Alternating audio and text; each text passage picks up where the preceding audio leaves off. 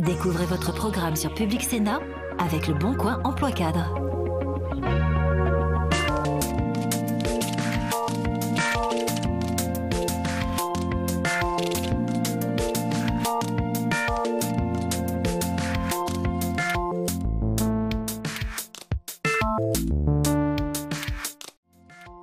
Bienvenue dans le magazine de l'emploi. Une demi-heure pour répondre à toutes les questions très concrètes que vous vous posez en matière d'emploi, mais aussi de formation et de reconversion.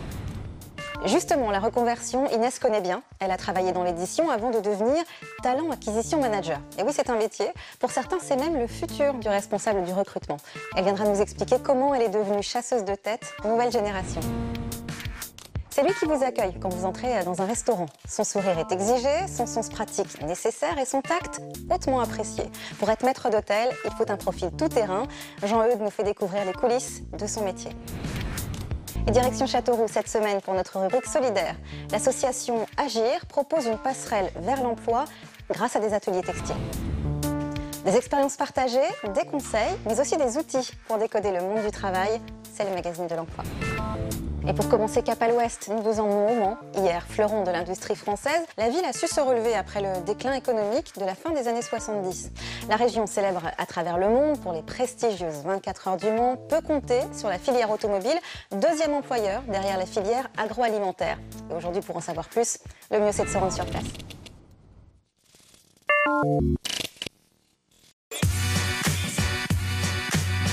Bienvenue au Mans. Petit rappel, Le Mans, c'est ici, au cœur de la Sarthe. Jadis fief de l'empire des Plantagenets, la ville est aujourd'hui rythmée par une culture des moteurs qui grondent. Après quelques emplettes au marché des Jacobins, direction la place Saint-Pierre pour parler emploi et territoire sartois. Stéphane Le Foll nous attend avec impatience. On est au nord de la région du Pays de la Loire, proche de l'Île-de-France et de Paris, avec le TGV à 55 minutes. On est aussi proche, par définition, de Rennes, d'Angers et de Nantes. Au XXe siècle, Le Mans est avant tout un lieu d'invention et d'innovation. L'automobile, l'aviation ou encore le TGV ont fait leur premier pas ici. Et aujourd'hui, la mobilité continue d'être le leitmotiv du territoire. Sur la question énergétique, la question de la mobilité, Le Mans a des atouts à faire valoir et c'est pourquoi on a répondu à un appel à projet de l'ADEME sur un territoire écosystème hydrogène. Le premier prototype à hydrogène vient d'être présenté, donc on est vraiment sur une projection sur des nouvelles mobilités, de nouvelles énergies. La Sarthe arbore un taux de chômage quasi similaire au taux national. Ici, le principal employeur, c'est avant tout le secteur de l'assurance. MMA, AXA, GMF, tous sont installés là. Là aussi, une histoire importante et qui représente, c'est vrai, ce monde de la solidarité et du mutualisme. C'est ce qui nous permet aussi d'avoir au niveau de l'université un master spécifique sur l'assurance, l'économie assurance. Et c'est aussi au niveau de l'université qu'on a un laboratoire reconnu mondialement dans le domaine de l'acoustique et qu'il va falloir justement là aussi développer. Et c'est en bon chef d'orchestre que Le Mans s'est donné pour mission de coordonner la mise en relation entre les entreprises et les demandeurs d'emploi. Nous avons créé un site pour les entreprises qui permet à toutes les entreprises de mettre sur un site spécifique leurs offres pour permettre de faciliter ensuite ceux qui cherchent un emploi de trouver directement une relation avec des entreprises qui ont besoin aujourd'hui de trouver des salariés. Bon, n'abusons pas de l'hospitalité des Sartois, on quitte la mairie et ses festivités à regret, c'est pas notre genre de jouer les piques-assiettes, on prend quelques rillettes pour la route, car nous avons rendez-vous au sein du groupe WeCare, filiale du géant O2 dédié au service à la personne. Son réseau d'agences tentaculaires est implanté partout en France, mais c'est au Mans que le groupe s'est installé. Nous proposons des prestations de ménage-repassage, garde d'enfants, aide aux personnes dépendantes, qu'elles soient âgées ou handicapées, du jardinage et du bricolage.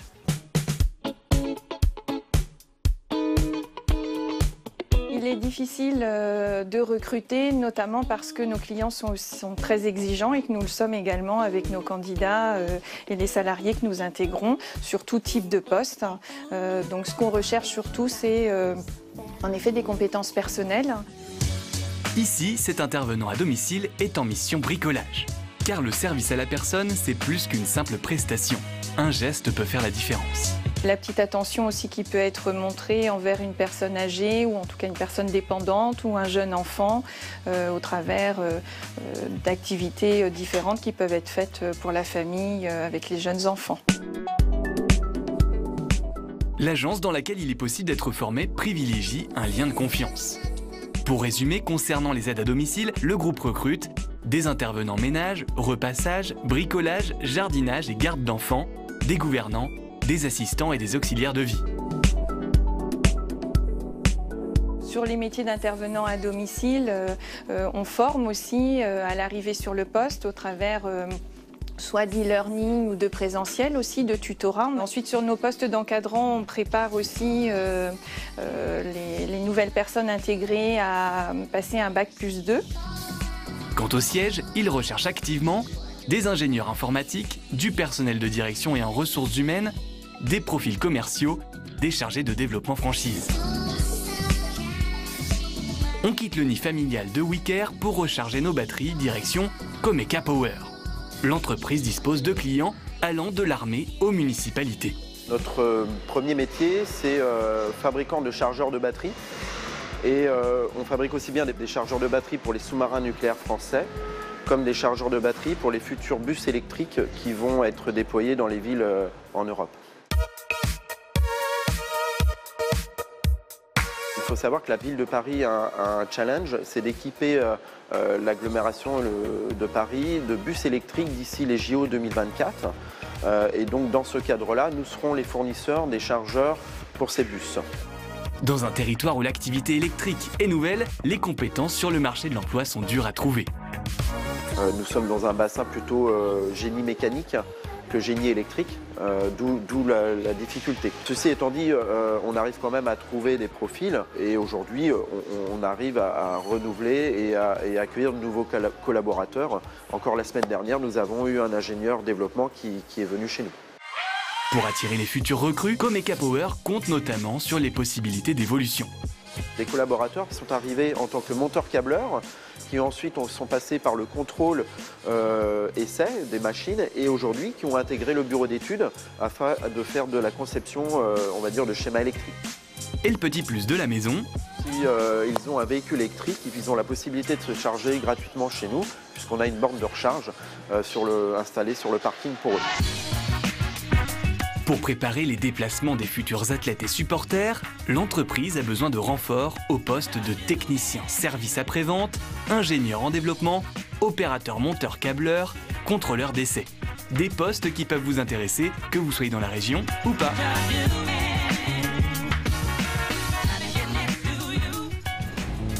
Si ces offres d'emploi vous intéressent, vous pouvez retrouver les contacts des entreprises sur la page de l'émission via le site publicsena.fr.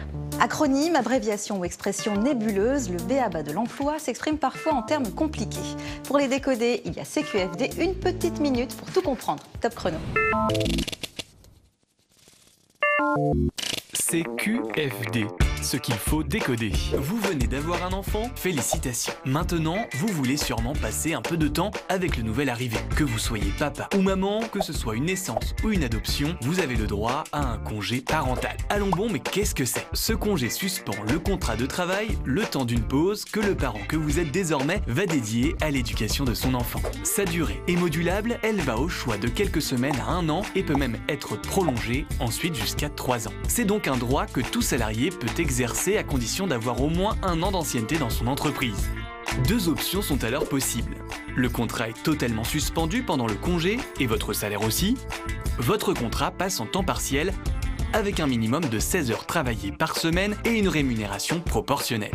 Ce temps passé avec votre enfant vous comble, mais pour compenser la perte de salaire, la prépare est une aide bienvenue. Cette prestation partagée d'éducation de l'enfant s'élève au maximum à 396 € par mois et par foyer. Pour profiter du congé parental, vous devez informer votre employeur en lui adressant une lettre de demande au moins 2 mois avant.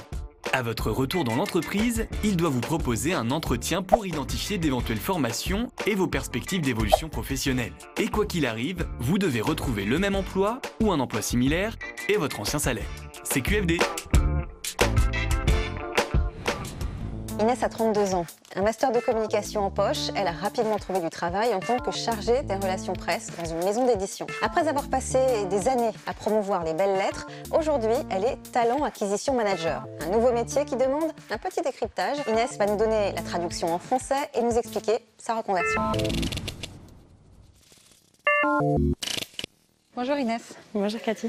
Alors, au départ, vous êtes une littéraire. Qu'est-ce qui fait qu'une amoureuse de littérature comme vous, parce que vous avez travaillé donc dans la communication, dans l'édition, hein, Ouais. qu'est-ce qui fait que vous avez quitté un tel poste pour devenir chasseuse de tête pour un éditeur de logiciels de communication?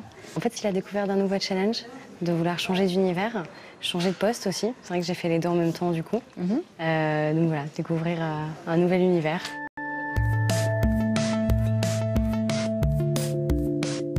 Vous êtes talent acquisition manager, je pense que je ne prononce pas correctement, je pense qu'il y a peu de gens comme moi à qui ça parle. Ça consiste en quoi? Alors, c'est même un petit peu plus. En fait, je suis Talent Acquisition and Employer Branding Manager. Vous l'avez dit beaucoup mieux que moi. Donc du coup, il y a 2 parties sur ce poste.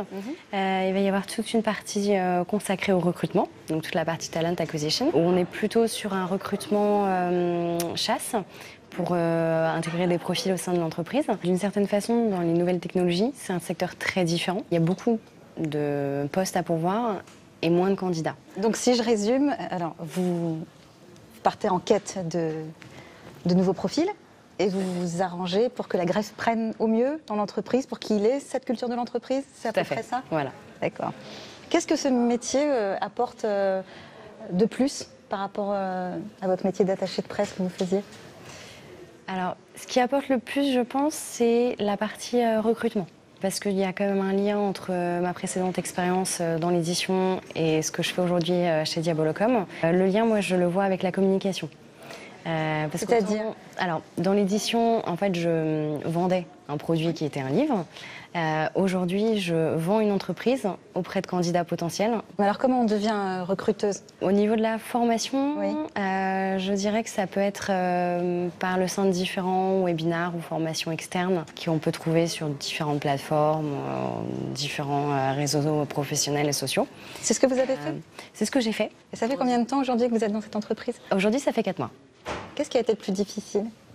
Je pense que ce qui était le plus difficile, c'est de comprendre vraiment en détail notre solution sur l'aspect technique, puisque chez Diabolocom, on propose en fait une solution qui permet la gestion des interactions clients augmentées. En fait, ce qu'il m'a fallu dans un premier temps, c'est de comprendre ce que voulait dire gestion des interactions clients augmentées. J'ai pas du tout une formation informatique. Et ça vous a pas fait peur, ça? Non. Je pense que c'était aussi le côté nouveau challenge qui m'a motivée. J'hésite pas à poser des questions. J'hésite pas à aller dans les bureaux, à aller voir mes collègues, la direction, vraiment tout le monde. Quand j'ai une question, que ce soit sur un poste ou une question sur quelque chose de plus spécifique. L'avantage d'avoir des collègues ou des services qui sont très formateurs, très disponibles pour répondre aux diverses questions, permet que du coup j'ai appris très vite à comprendre mieux les choses et donc à mieux les expliquer aux futurs candidats. Alors, vous avez un petit peu bougé, vous avez changé à peu près tous les 3 ans de métier en moyenne. Qu'est-ce qui fait qu'aujourd'hui, vous pensez rester dans cette entreprise, que vous vous sentez à votre place? Déjà, c'est un nouveau challenge sur différents points, parce que je découvre un métier et je découvre un secteur. Donc déjà, c'est 2 choses à apprendre et qui s'apprennent en continu. Je pense qu'il y a aussi beaucoup de choses à faire. C'est des postes sur lesquels on peut avoir différentes évolutions.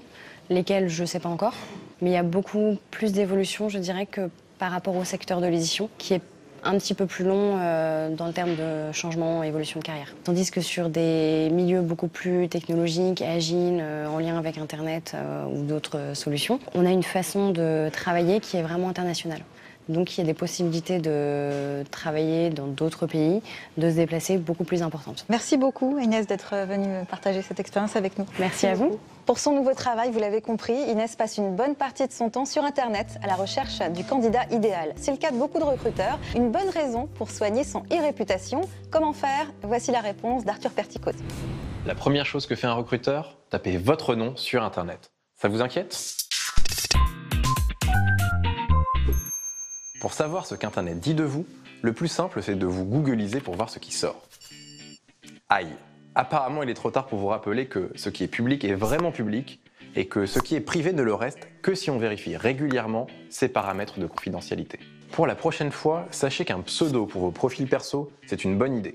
Ça vous met aussi à l'abri des amis qui postent des images où vous ne ressemblez pas vraiment à l'employé du mois. Et sur Insta, passer en profil privé quand on cherche un job, c'est pas idiot. En attendant, qu'est-ce qu'on fait? Sur Google, le droit à l'oubli qui efface votre passé, c'est un poil radical. Il faut le demander et ce n'est pas toujours accordé. Vous pouvez tenter de supprimer vos images gênantes ou les propos que vous regrettez. Et pour les publications des autres, c'est plus compliqué, mais n'hésitez pas à leur demander. L'autre solution, c'est de booster votre e-réputation. Comment? En étant très actif sur les réseaux sociaux professionnels. LinkedIn, Viadeo ou Twitter sont très bien référencés. Résultat, ces pages avec un CV soigné et une photo bien choisie vont remonter naturellement en tête des recherches. Une petite chose encore. Votre e-réputation, c'est vous qui la faites. Alors vous êtes actif sur ces réseaux, mais aussi sur les forums et les blogs de votre secteur d'activité, parce que c'est là que les recruteurs et les cabinets de chasseurs de tête vous trouveront. Et voilà le travail. Jean-Eudes est maître d'hôtel. À 28 ans, il a déjà 12 ans d'expérience dans la restauration. En salle, en cuisine, il est partout pour que tout se passe parfaitement bien. Il a donc de lourdes responsabilités et un planning chargé. Mais on a tout de même réussi à le suivre toute une journée pour découvrir son métier.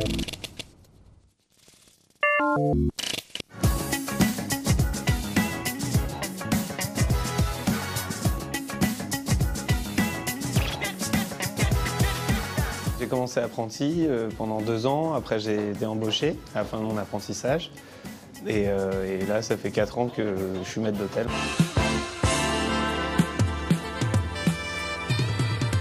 C'est vrai qu'à l'école, j'étais pas très bon et je ne savais pas trop quoi faire de ma vie. Et un jour, j'ai fait mon stage de 3e ici en plus de mon apprentissage.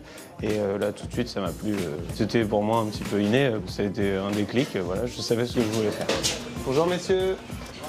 Bonjour chef. Ça va? Bon, aujourd'hui, on a 38 réservés pour l'instant, à les arrivées. Est-ce que vous avez des ruptures, des choses comme ça? Top caramel. Ok. Moi, j'ai fait un BEP salle. Alors, il y a quelques matières générales, comme la gestion, français, anglais, maths, le classique. Et à côté de ça, vous avez les cours théoriques. On dresse ça parce qu'on a une réservation ce soir de 25. Ouais, de l'autre côté, il faudra faire 15. Maître d'hôtel, c'est un manager de salle, on dirait. En gros, c'est quelqu'un qui s'occupe de gérer les chefs de rang. On a le patron, on a le directeur. Je m'occupe un petit peu de tout avec le directeur. Si j'ai des collègues qui font n'importe quoi, c'est moi qu'on va venir voir parce que, voilà, tiens, tu tiens pas tes gars. Guillaume, il gère le bas avec Willy comme d'habitude, nous 3 là-haut avec Mehdi. Voilà, donc en entrée, off meurette. Dans d'autres maisons, un maître d'hôtel va intervenir très peu pendant un service. Il va surtout intervenir auprès des chefs de rang pour qu'eux fassent le meilleur service que possible. Ici, c'est un petit peu différent, parce qu'on met la main à la pâte, c'est une petite maison familiale. Donc je passe la serpillière quand il faut passer la serpillière, je lave des verres quand il faut laver des verres. J'arrive en fin de matinée, vers 11 h. Moi, je suis là pour vérifier que la mise en place a été bien faite, le restaurant est propre, que les couverts soient propres, qu'ils soient mis sur table, que vous ayez le nombre de verres qu'il faut, le nombre de serviettes qu'il faut, que les sels poivres soient pleins, que les moutardiers soient faits. Marie, cet après-midi, il faudra faire les sels poivres, ils sont presque vides. Si vous voulez aller vite dans un service et être performant, il faut avoir tout sous la main, tout prêt, et voilà. Et donc un bon service, c'est un bon début de service, c'est une bonne mise en place. Voilà.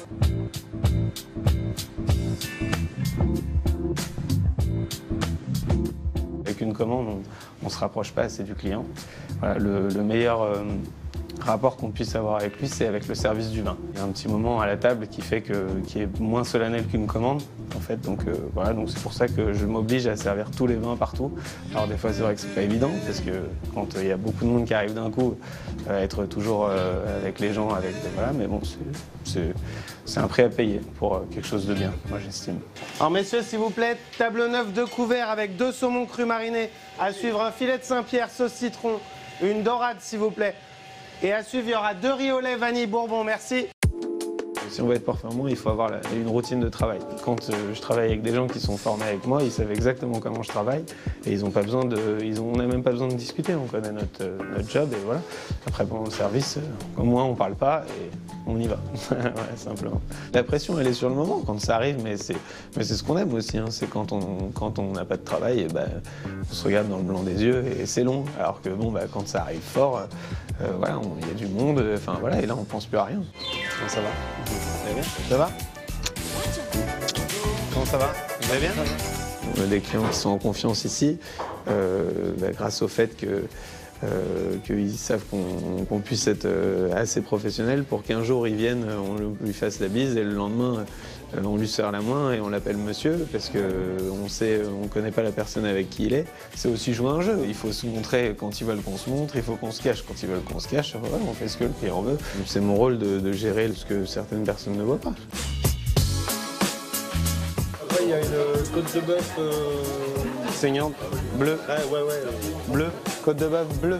Est-ce que tu peux me trouver un truc bien persillé? Ouais. Ok, merci.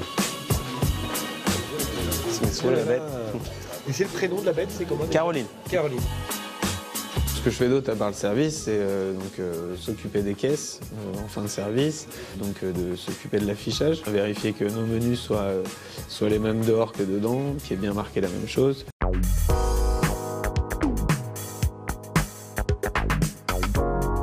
Pour faire ce métier, il faut être un petit peu hyperactif. Je pense ce qui est difficile, c'est les horaires, mais on les sent pas. On passe des longs moments, mais bon, ce qu'on va dire. Voilà, j'ai des coups de barre à l'heure de ma sieste, en général. 2 cafés, Mariella, 2. J'ai une femme. C'est sûr que je ramène pas la baguette sous le bras tous les soirs à 19h, mais au moins on sort de la routine. On est tous amis, on est tous voilà. Le patron, c'est mon deuxième papa. On connaît tous les problèmes des autres. Enfin voilà, c'est une famille.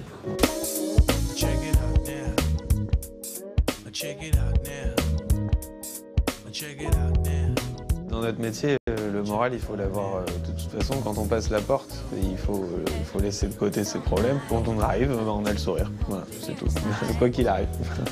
Il faut être bien habillé. Bon, après, je ne sais pas si j'y arrive, mais on essaie en tout cas. Voilà, j'ai fait ça toute ma vie. Pour l'instant, ça fait déjà 12 ans, je suis assez jeune quand même. Je ne me vois pas faire autre chose.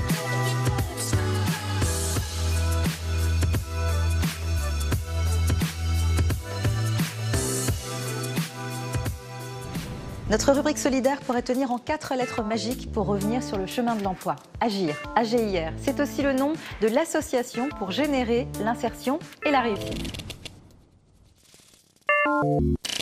Installée à Châteauroux depuis plus de 20 ans, l'association Agir permet aux demandeurs d'emploi de réintégrer le marché du travail grâce à des ateliers autour du textile et ça marche. Bonjour, je suis heureuse de vous accueillir aujourd'hui dans notre association Agir de Châteauroux qui existe depuis 1992. Notre cœur de métier est l'insertion professionnelle d'un public fragilisé et essentiellement féminin.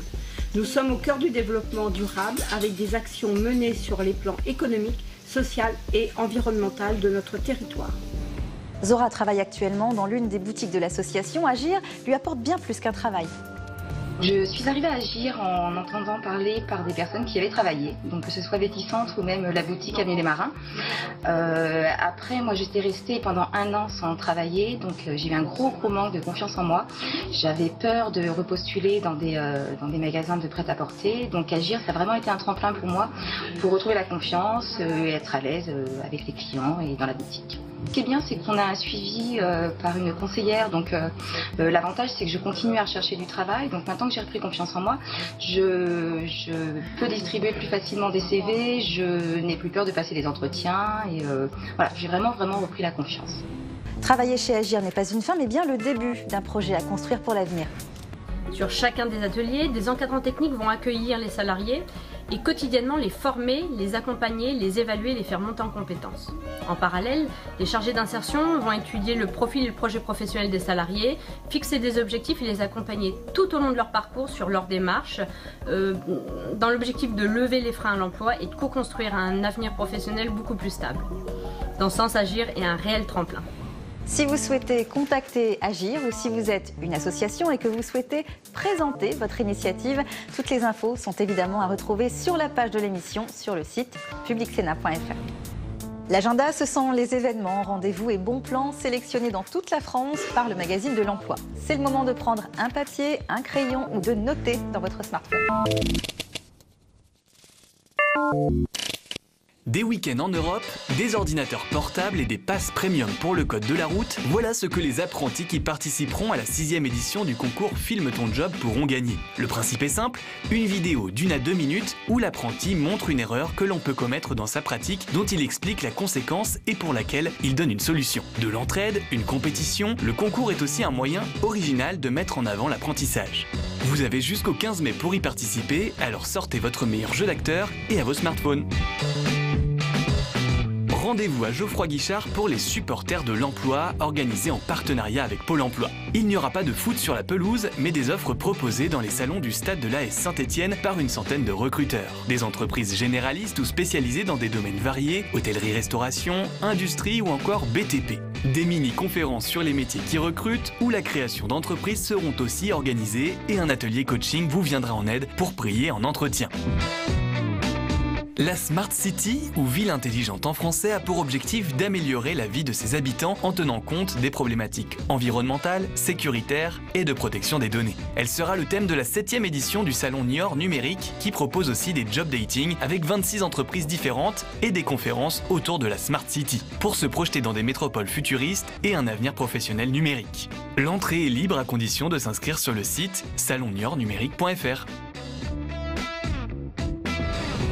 Le magazine de l'emploi, c'est fini pour aujourd'hui. On se retrouve très vite avec des conseils pratiques, des infos utiles et de nouvelles expériences motivantes. À très bientôt.